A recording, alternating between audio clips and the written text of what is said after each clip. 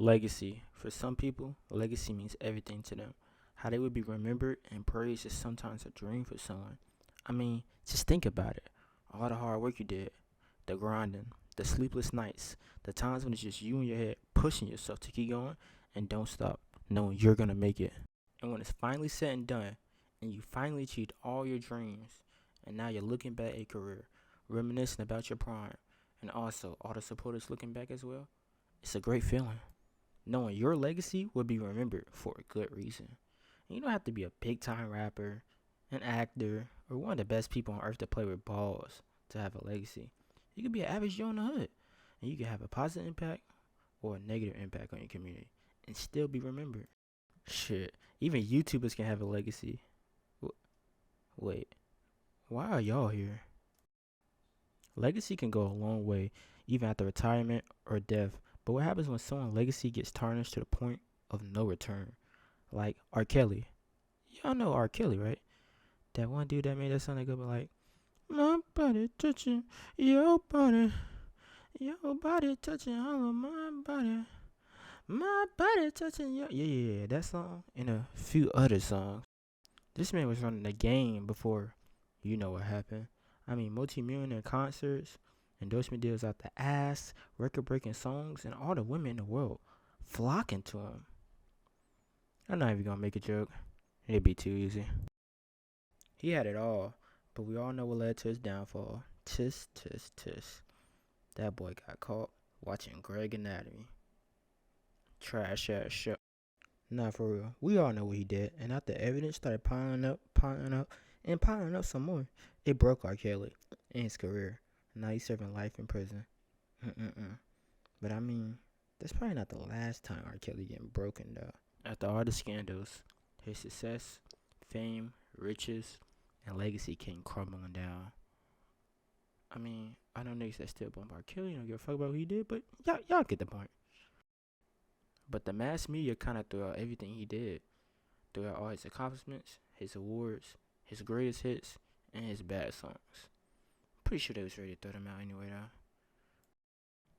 And all this happened because of what he did. And basically, his legacy is no more. I mean, if you don't count the people that still listen to his music. We have another artist, Ye. One of the greatest to ever hold the mic. I mean, do I even have to do this, man? It's Kanye. We can let it slide, right?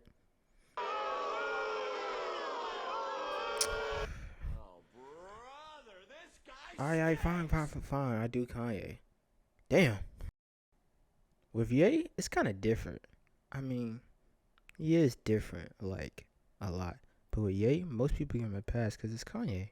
We know he's going to stew or say some crazy shit again and then drop another banger album like nothing happened. But some people might not care about the album. Some people don't care that he made Graduation. They want Kanye gone. Out of here. Finito even. But he just keeps coming back like nothing happened. But for mainstream media, his legacy could be a toss-up. For some people, they care, and some people don't.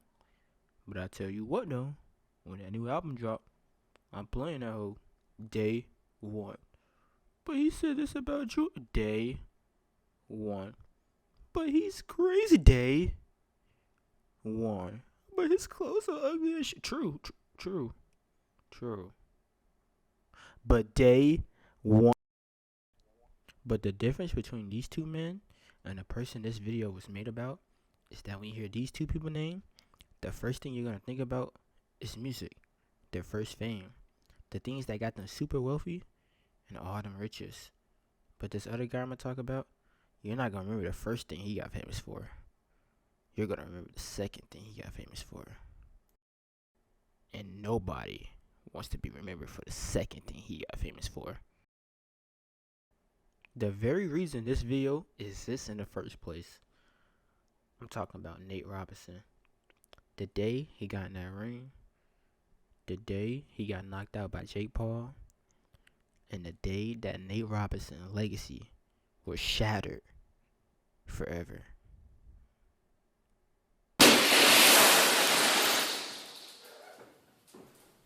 Around October 2020, the fight was announced, and everyone was confused as fuck. Why is Jake Paul, the former Vine turned YouTube star, fighting a multi-millionaire athlete like Nate Robinson? And why the hell do he think he's gonna win? On the other side, why is an experienced fighter like Jake Paul, who's taller and got more length, fighting a shorter fighter like Nate Robinson?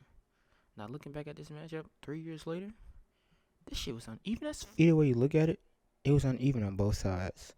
I mean, Jake had the experience, but Nate was in the NBA, putting his dick and balls on top of Shaq's head before Jake even started a YouTube channel. While Jake was getting that internet fame with his brother, Nate was blocking 7-foot Yao Ming and crossing dudes up, shooting over them, and putting grown-ass men in body bags for the whole family to see. Yeah, I'm pretty sure the internet was on Nate's side, for the most part. I mean, let's just look at his pros. Black, strong, can jump over 7-foot centers, and black. Pretty good statistics if you ask me. Let's look at Jake's. Pro fighter experience, check. Length, check. Height advantage, check. And white privilege, check.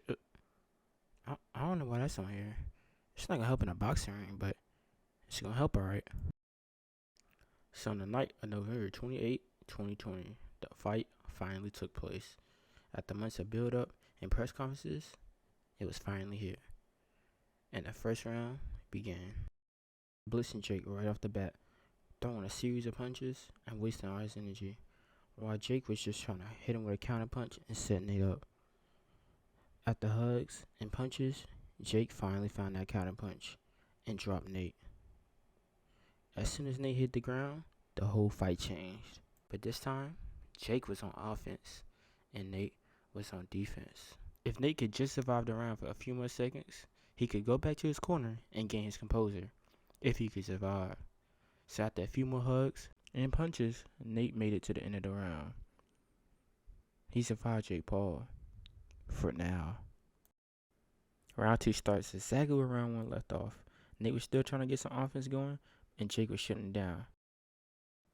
And Jake was still trying to set up Nate for that big punch again. So after a few more hugs and punches, Nate got hit again. And you can tell Nate was really hurt. I walked around a little bit, tried to gain some more composure, but as soon as they was ready to go, Jake Paul pounced on him.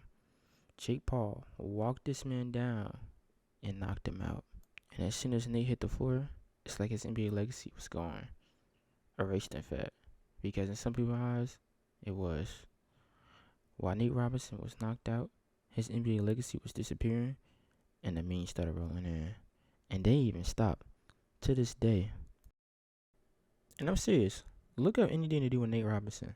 And come back to this video, of course. You're going to see Jake Paul there. TikTok, Jake Paul. Instagram, Jake Paul. YouTube, you guessed it, Jake Paul. He cannot escape this man. I mean, just look at his Instagram comments. It shows it all. And if you got Insta, you know exactly what I'm talking about. I don't even got to show you. Them niggas on Instagram, ruthless. All the hard work he did, all the grinding, all the sleepless nights trying to get to the NBA meant nothing anymore. And when you look back at his prime, look back at his legacy, Jake Paul is not always there, like a stain you can't get rid of, or a bit you hit one time, and now they just won't stop calling you. I mean, when I first mentioned his name, what was the first thing you probably thought of? That fight.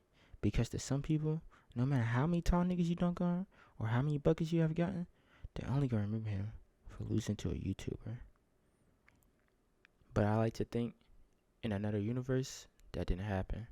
The loss, the fight, even the announcement. And Nate gets to be remembered for putting his dick and balls on Shaq's head, crossing dudes up, dunking on them, and be one of the shortest players in the NBA while being a walking bucket. Like up, subscribe if you're new, and yeah.